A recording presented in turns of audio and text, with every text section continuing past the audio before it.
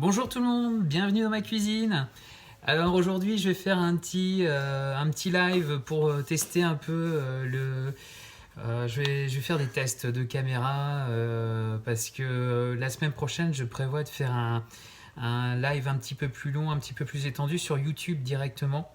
Comme ça aussi pour que les personnes qui n'ont pas forcément Facebook puissent aussi se connecter et voir cette vidéo. Et du coup, j'essaierai de faire une recette un peu plus conséquente la semaine prochaine. Là, je vais refaire simplement un pain au lait, donc un truc assez rapide. Et ça sera vraiment pour tester. Alors, je regarde en même temps sur la page Facebook si tout fonctionne correctement. Paf, paf, paf. J'essaie de voir ça.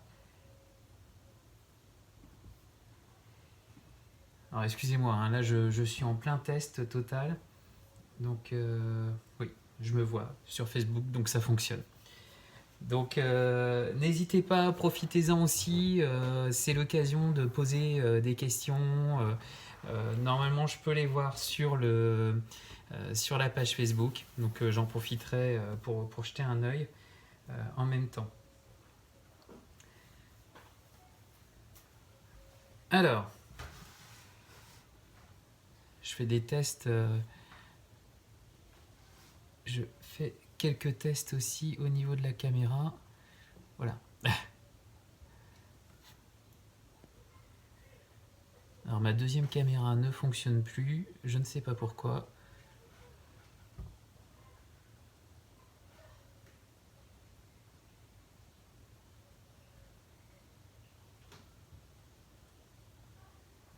Et c'est génial, je me vois en décalage sur Facebook.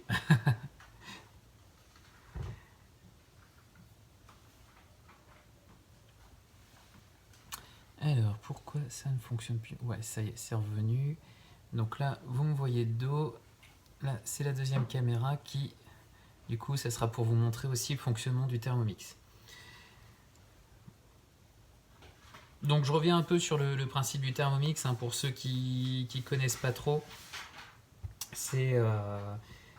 Ça permet de faire beaucoup de choses au niveau fonctionnalité dans votre cuisine. Ça remplace pas mal d'appareils électroménagers. Le TM6, donc c'est le dernier qui est sorti il y a tout juste un an, au mois de mars 2019. Il a notamment ce grand écran très pratique pour toutes les fonctionnalités qui sont dans le Thermomix. L'écran principal avec les trois principaux cadrans pour régler le temps, la température et la vitesse des couteaux. Il y a un second cadran avec toutes les fonctionnalités premières. Donc au total, sur l'appareil, il y a, je suis en train de compter, il y a 11 fonctionnalités disponibles. Donc il y a la balance, le pétrin, le turbo, nettoyage, bouilloire, etc. Voilà, vous pouvez jeter un petit œil dessus. Alors en base, il y a 9 fonctionnalités, mais au mois de novembre dernier, il y a 2 fonctionnalités qui ont été ajoutées lors d'une mise à jour. Le rice cooker, pour ceux qui connaissent les machines japonaises qui font du riz, ça permet de faire du riz cuit en mettant la bonne quantité d'eau, la bonne quantité de riz et de le sortir une fois que c'est fini, direct, sans égoutter, prêt à manger. Et un mode sauce pour toutes les sauces d'accompagnement, la béchamel, le caramel, des choses comme ça. Autre écran très intéressant, la plateforme Cookidoo, donc qui vous permet de rechercher toutes les recettes disponibles sur cette plateforme. Alors c'est un abonnement de 36 € par an. Quand vous achetez le Thermomix, vous avez déjà 6 mois offerts pour tester cette plateforme. Et c'est un abonnement qu'on peut facilement gagner avec le système de fidélité Merci mon Thermomix. En organisant des ateliers avec des invités chez soi, on gagne des points et voilà, au bout d'un moment, vous pouvez vous offrir l'abonnement. Donc vous avez une fonction recherche qui est très intéressante, qui vous permet de rechercher toutes les recettes disponibles avec un système de filtre. Et là, au jour d'aujourd'hui, il y a 6459 recettes, donc il y a encore eu des mises à jour. Autre fonctionnalité intéressante aussi, c'est ma semaine. Donc vous pouvez programmer toute votre semaine pour faire vos menus. Donc vous voyez, moi j'ai quelques menus préparés. Ça vous permet aussi de faire votre liste de courses et de n'acheter que ce que vous avez besoin. Vous pouvez aussi enregistrer vos recettes favorites, vous créez des listes. Moi je m'en ai créé plusieurs, apéro, dessert, goûter et pain. Et donc aujourd'hui, on va faire un petit pain au lait. Parce que c'est le week-end et à la maison, je fais toujours un pain au lait pour le week-end, même s'il ne dure pas très longtemps. Donc pour faire la recette, pour la suivre, c'est tout simple, vous faites commencer à cuisiner. Et là, vous avez toutes les étapes qui vous sont indiquées.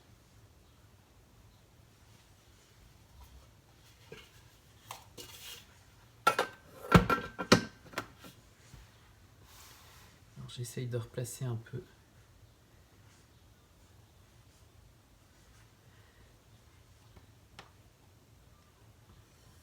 Alors on commence par le lait.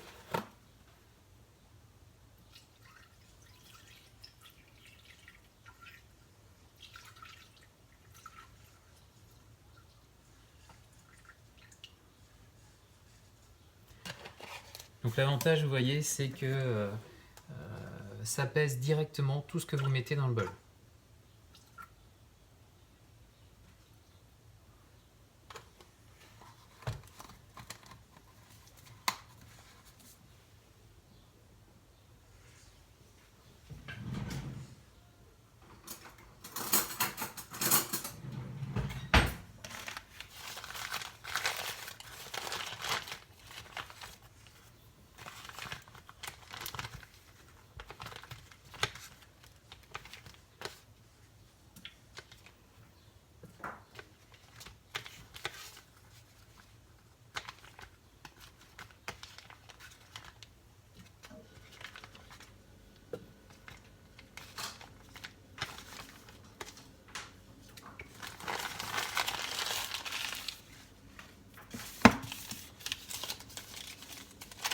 Alors en ce moment, c'est pas toujours évident de trouver de la farine ou de la levure en magasin, quoique ça s'organise. Moi, je suis allé faire mes courses lundi dernier.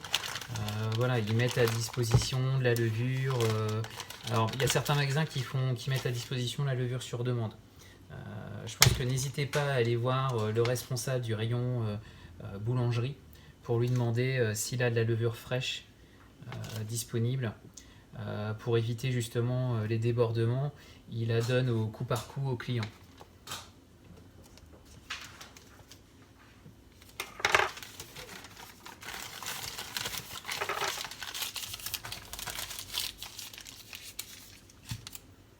Pareil au niveau de la farine, j'ai l'impression qu'ils contrôlent parce qu'il y a eu des débordements au début avec l'effet du confinement et tout le monde s'est un peu précipité là-dessus. Donc je pense qu'il faut voir, il ne faut pas hésiter à demander dans ces cas-là. Ils doivent pouvoir en mettre à disposition. Donc la levure fraîche c'est toujours mieux parce que ça réagit beaucoup mieux, surtout quand vous faites de la poussée rapide au four.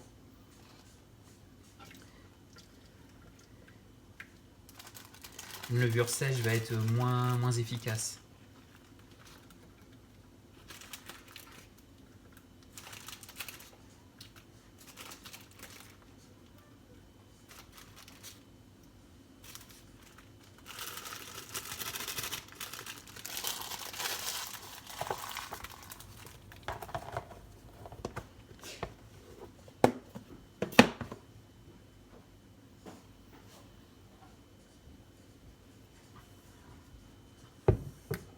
Alors au niveau du sucre pour le pain au lait, ça dépend comment vous voulez.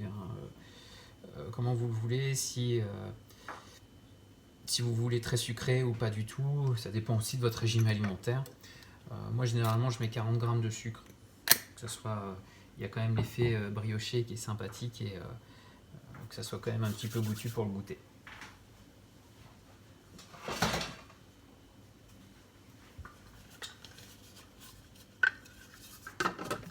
Donc vous voyez, au niveau des recettes, toutes les étapes sont indiquées. Vous avez juste à suivre, il y a même les schémas pour vous dire ce que vous devez faire. Et tout est pré-réglé à l'avance, que ce soit le temps, la température ou la vitesse des couteaux. Donc 37 degrés, c'est pour activer la levure tout simplement.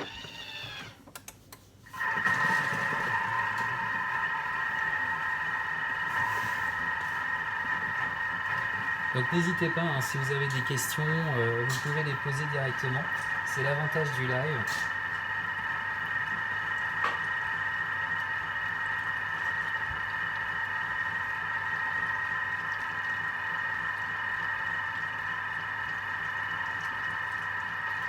Je suis en train de regarder en même temps. Hein, je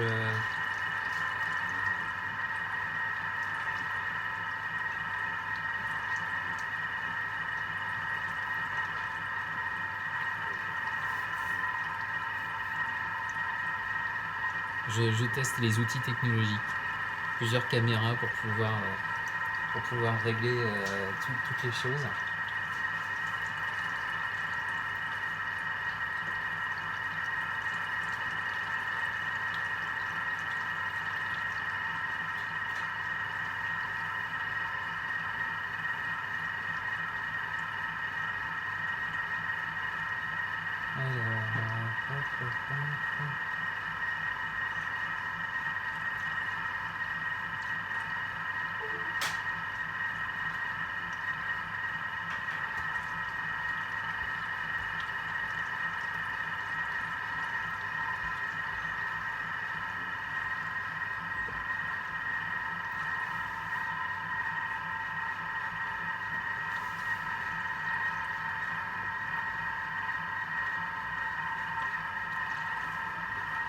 Donc au niveau du Thermomix, j'en profite, je vous rebascule sur l'écran.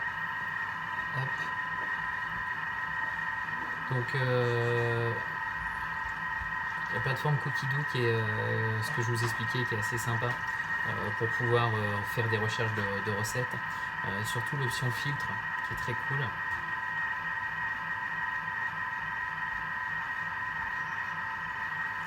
Vous permet de rechercher par catégorie ainsi que par ingrédient. Ça c'est pas mal quand vous devez vider votre frigo ou votre cellier avec ce qui vous reste en légumes, en viande, etc. Au niveau de recette et surtout le temps de préparation et temps total de l'exécution de la recette. Ça c'est quand même assez intéressant, surtout en semaine. Bon là en ce moment en période de confinement on a relativement le temps, on va dire, de se mettre un peu à cuisiner, mais voilà, on peut se chercher des recettes entre 15 et 30 minutes en temps total, préparation et cuisine. Ça va hyper vite. Et vous avez aussi la recherche par portion, de 2 jusqu'à 8 personnes. Ça c'est aussi très intéressant, voilà, comme quoi on peut faire quand même des plats assez conséquents pour plusieurs personnes. Alors on a fini la première étape, on fait suivant. Donc là on va rajouter la farine et on va passer à la fonction pétrin. Donc toujours, vous voyez, j'ai enlevé le couvercle qui pèse un certain poids, donc la balance est en négatif. Vous appuyez sur Tar, ça revient à 0.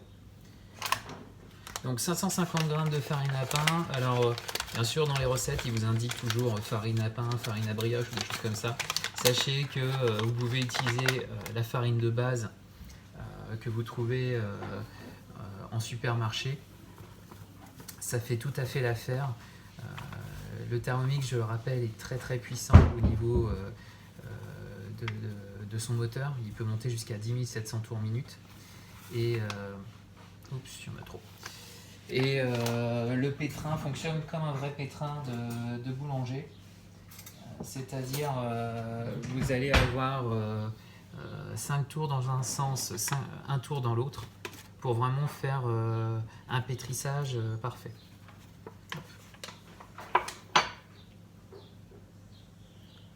Un petit peu de sel. Alors surtout, il ne faut pas que le sel soit en contact direct avec la levure, sinon ça bloque son effet, tout simplement. Mais ça aide quand même la pâte à lever. Hop. Et c'est parti pour l'instant bruit, parce que le pétrin, ça fait quand même un peu de bruit.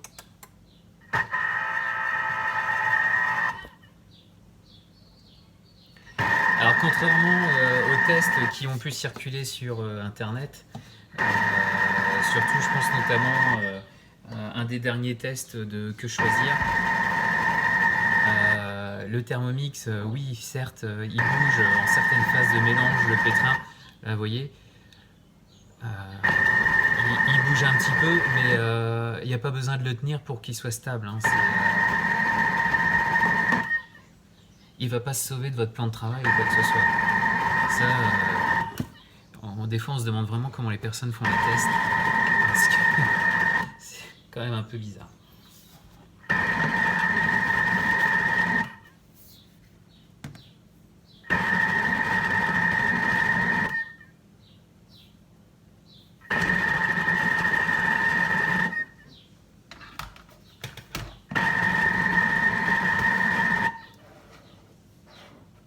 Alors, je suis en train de disposer la caméra pour vous montrer. Après, je vais mouler la pâte et la mettre la tresser pour faire la brioche, la mettre dans un moule. Après, pour la faire lever rapidement au four. Alors, la levée rapide, la poussée rapide, c'est 20 minutes à 60 degrés dans un four à chaleur tournante. Je ne sais pas si vous m'entendez très bien avec le Thermomix à côté. Mais sinon, si avec le nouveau four, vous avez aussi un mode fermentation, ce qui vous permet aussi de faire justement la fermentation de votre pâte et la pousser.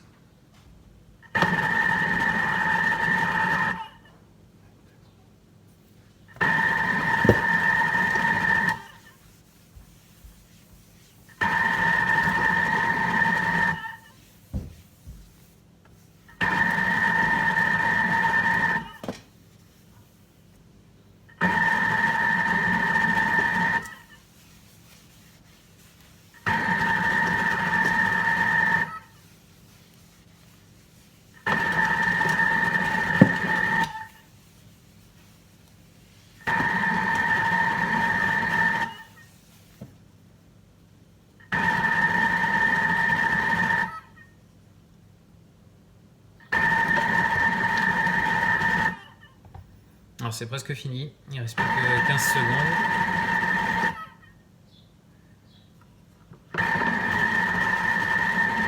Alors normalement avec cette recette vous avez une pâte qui est nickel, pas collante. Je sais que des fois il peut y avoir des petits soucis. Ça peut jouer en fonction de la farine. Je sais que si vous utilisez une farine assez fluide, il y a des risques que votre pâte soit collante. Dans ces cas-là, n'hésitez pas à rajouter de la farine et à relancer du pétrin. Alors sur les conseils de la recette Thermomix, donc là vous voyez, elle n'est pas collante du tout. Les conseils de la recette Thermomix, ils vous disent une cuillère à café de farine, mais quand la pâte est vraiment collante, n'hésitez pas à rajouter carrément 100 g de farine. Dans ces cas-là, et relancer un pétrin parce que pour vraiment récupérer la pâte.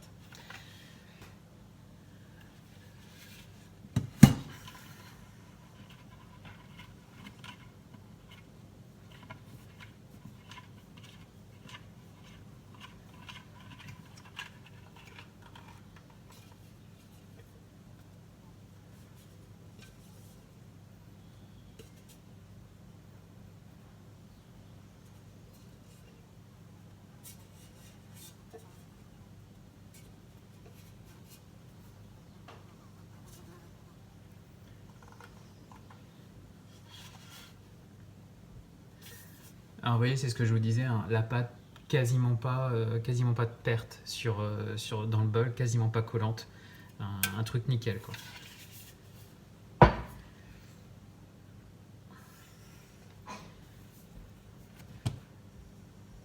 Alors là pour le pain au lait, vous pouvez vraiment le présenter comme vous voulez. Vous avez l'option de soit faire des petits pains au lait en plusieurs petits pains au lait, hein, pour vous faire des petits pains au lait pour le 4 heures. Je sais qu'il y en a qui l'utilisent aussi cette recette comme pour faire des pains burgers. Et c'est vrai que la texture de ce pain là est vraiment sympa pour se faire des pains burgers. D'ailleurs de toute façon, justement le live que je vais faire la semaine prochaine, je vais faire une recette de burger végé avec un steak de betterave. Donc ça sera vraiment sympa. Et donc justement le pain que je vais utiliser, ça sera un pain au lait pour faire les pains burgers. Donc là vous aurez simplement à le diviser en plein de petites boules en fonction du nombre de burgers que vous voulez faire, et puis aussi en fonction de la taille du burger, quoi. Donc ça, je vais le séparer en 3.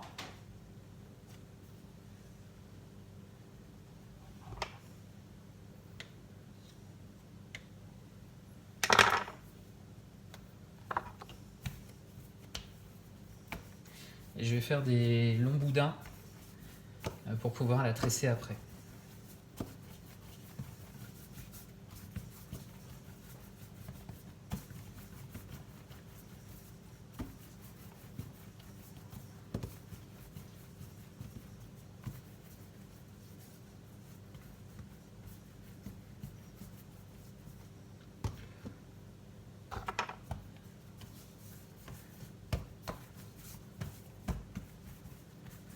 Donc faites à peu près des boudins de 40-45 cm de long pour pouvoir vous faire un tressage assez sympa et obtenir une épaisseur de pain assez conséquente. Bon, là, je les ai pas tous faits de la même épaisseur, donc du coup ça va être une tresse assez inégale.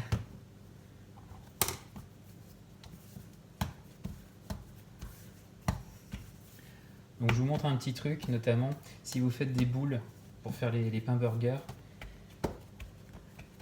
le mieux c'est de l'aplatir et après pour passer en dessous, pour plier la pâte par en dessous. Et vous posez comme ça sur votre plaque de cuisson pour faire pousser la pâte. Ça va se refermer après.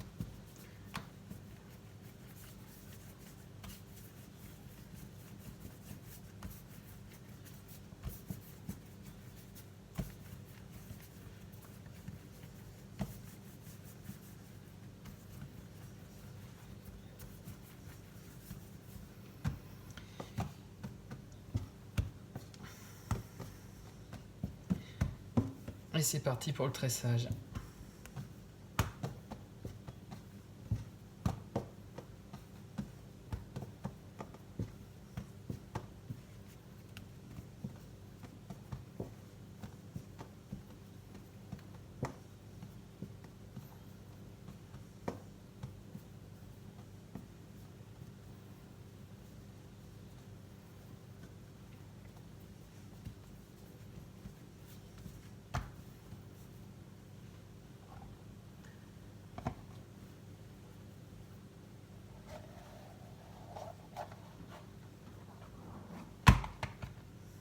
Voilà, vous l'avez mise dans le moule, ça sera mieux.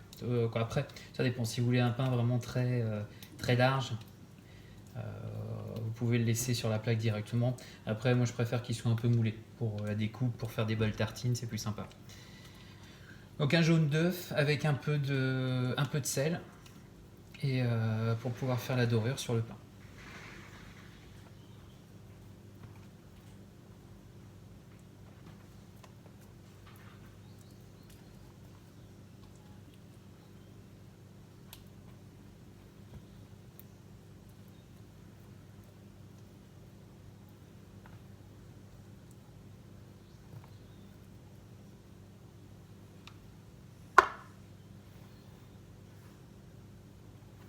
Et donc là, on passe 20 minutes, 60 degrés, au four à chaleur tournante pour la pousser.